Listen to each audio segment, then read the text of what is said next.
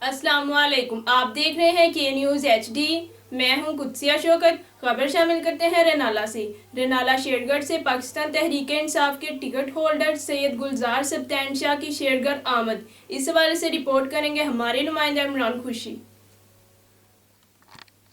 جی بالکل، شیر گڑھ پاکستان تحریک انصاف کے سینئر رہنما سید گلزار سبطین شاہ کی شیر گڑھ آمد کارکنوں نے بہت پرتکلف استقبال کیا۔